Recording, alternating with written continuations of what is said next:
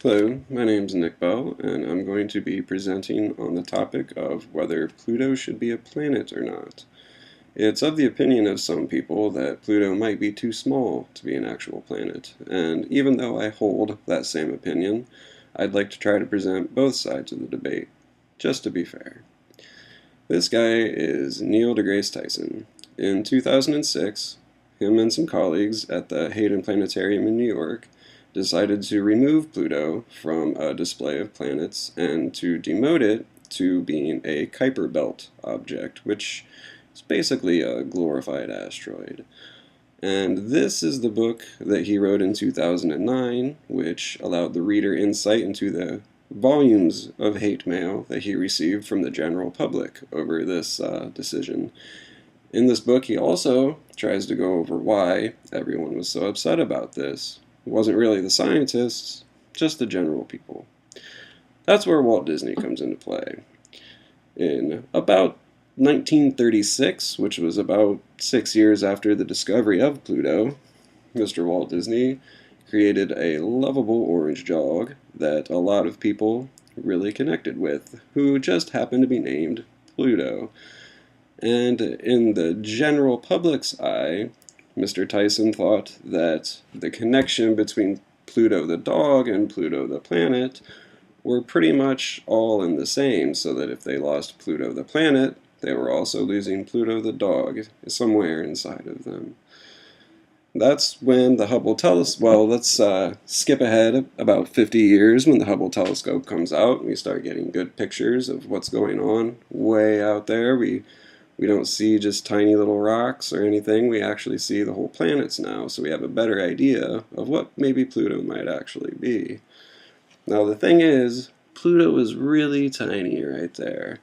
In comparison, there's dwarf planets, as Pluto is now listed, because of its very, very small size. So this is one of the main reasons that Pluto had been demoted. All the other planets are quite a lot bigger. This is an asteroid.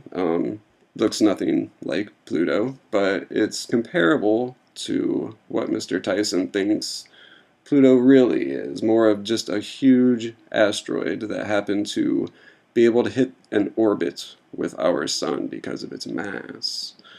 And this is the Kuiper Belt.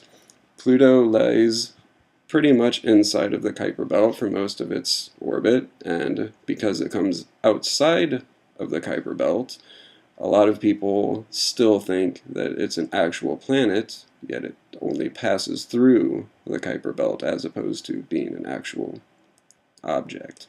Now, these are dwarf planets and asteroids, which are all have names.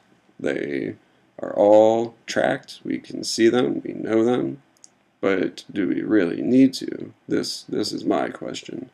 And so we get to the point of poor Pluto. Why is he now all of a sudden one of these Kuiper Belt objects? Why is he no longer a planet? I see all the little other planets ganging up on him. Well, Pluto doesn't really have much of a pull on the rest of the galaxy. So its mass is more like an asteroid traveling through the orbit of the galaxy as opposed to a planet that is helping the gravitational tug off of all the planets. And yes, people were very, very upset about this. The protest march in Seattle, they picketed and chanted and were very, very upset with scientists for demoting Pluto. This is something that Mr. Tyson was very, very interested in. For some reason, scientists really just took this whole thing in stride. It was just another decision by people in authority. Yet, the mass general public were not very happy about this. And it really boils down to the point of, well, look how tiny it is. That itty-bitty little ball bearing, even compared to the Earth. It's really only a little bit bigger than our moon.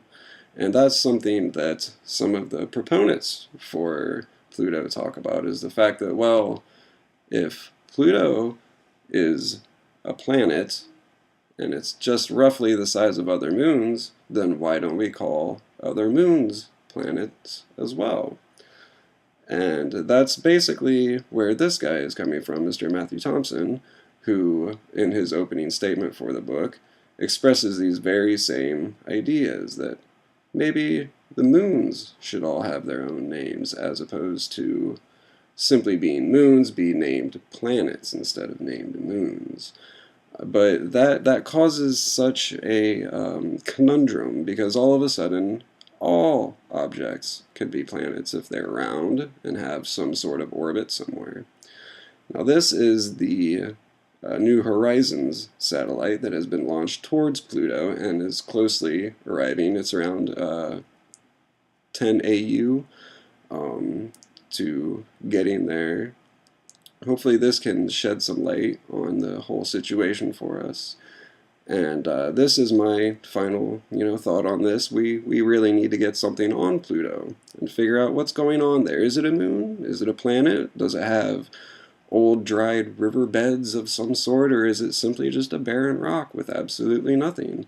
We know it's mostly ice, but who really knows until we've been there? And I'd really like to thank you for watching. I don't believe that the fate of Pluto has quite been decided. Maybe he will become a planet again someday. I don't mind if he doesn't, but that's left up to the scientific community.